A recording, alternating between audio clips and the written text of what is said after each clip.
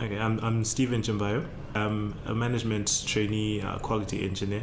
My responsibility in general here is to ensure the quality of the final cement product that we dispatch to the customer. There are a few steps, starting from quality control from the raw material stage when we receive, for example, the clinker, gypsum, and the additive materials that we use, pozzolana and curry sand. So that's the first level of quality control from the raw material stage.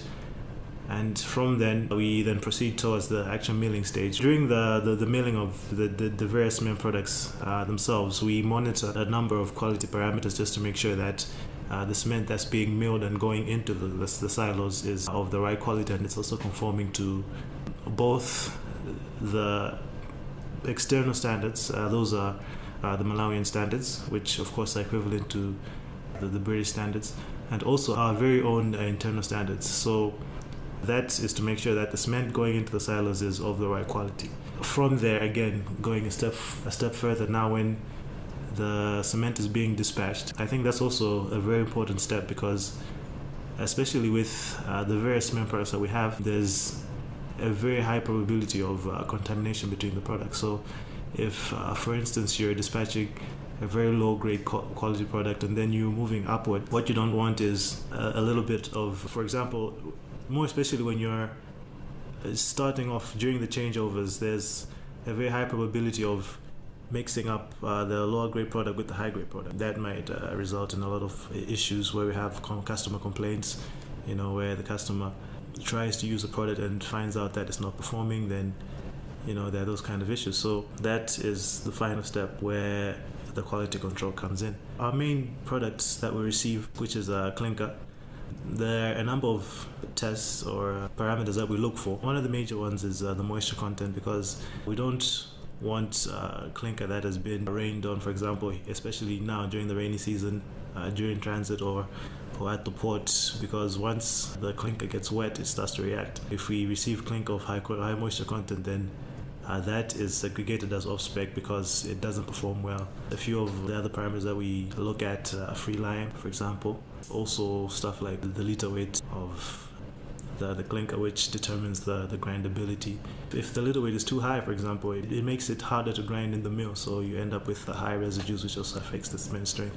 And in gypsum, the main thing that we look at is calcium sulfate, which determines the purity of the gypsum.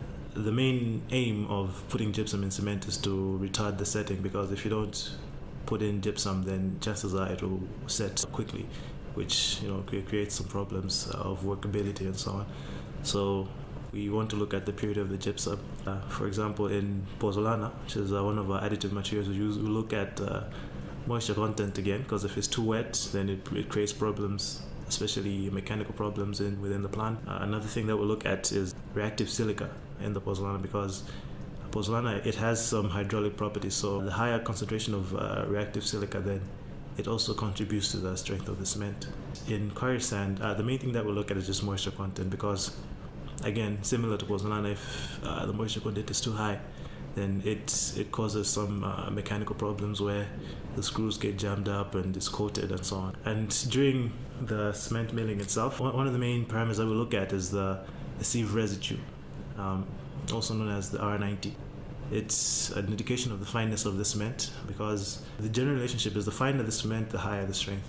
According to our own internal parameters and the ranges that we put for the different products, we try to maintain within the specification so that we don't, for example, exceed the required fineness for each of the cement products. And some of the other parameters, we look at the sulfate content, the chloride content, for example. And because of the different products that we use, and the differences in the compositions and everything, we need to be sure that we're making cement of the right composition. So for that, we carry out a test known as a DMS, where it basically just allows us to be able to determine the percentages of the different materials within the cement. So in that, we can be sure that the cement that we're milling is actually the right one, because cement pretty much looks the same, so it can be hard to determine that. Finally, on dispatch, we need to be certain that we're dispatching the right type of cement due to the different number of cement products, and also the weight of the bags as well. That's also another major issue, because due to the variation of the packer performance, for example, you could end up with a situation where one of the spouts is making overweights or underweights, and it creates problems where trucks may need to be returned in order to control the weights. We also monitor the bag weights, so that even though say for example one spout is making underweights and another one is making overweights, the total weight of the truck might balance out, and it might seem as if the weights are fine, but the end user, the customer, still bears individual bags. So you don't want to be giving customers bags that are constantly underweight, for example. Going into a few of the hazards that one might encounter working in the laboratory, there we might classify two basic categories. One might be physical hazards, and others we might classify as chemical hazards. The physical hazards mainly occur in the physical lab area, where some of the activities taking place, like preparing of the prisms for strength tests, for example, because we use equipment such as the mixer and the jolting table. So there, a few of the hazards, for example, you have noise, especially for the jolting table where it makes a very loud noise. So there, you are required to put on ear protection. And also there's, when working with rotating equipment, there's always a danger that, for example, a piece of clothing or something may be jammed up within the rotating equipment. So there we have a shield to protect against that. Because of the flying nature of the cement that we work with, there's always a hazard. For example, when measuring out the cement portions for maybe strength tests or setting time, or when doing other tests like sieving, for example, there's always dust being emitted constantly. So in that general area, you always find that whoever's working there always has a dust mask on. Now moving towards the chemical side, where for example, quite a number of tests, especially on raw materials, like I mentioned earlier, free lime on clinker, and reactive silica for pozzolana. For these, we mainly work with a lot of chemical reagents.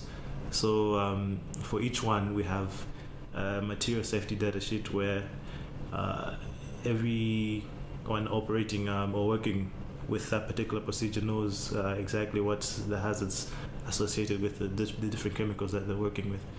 And so for instance, a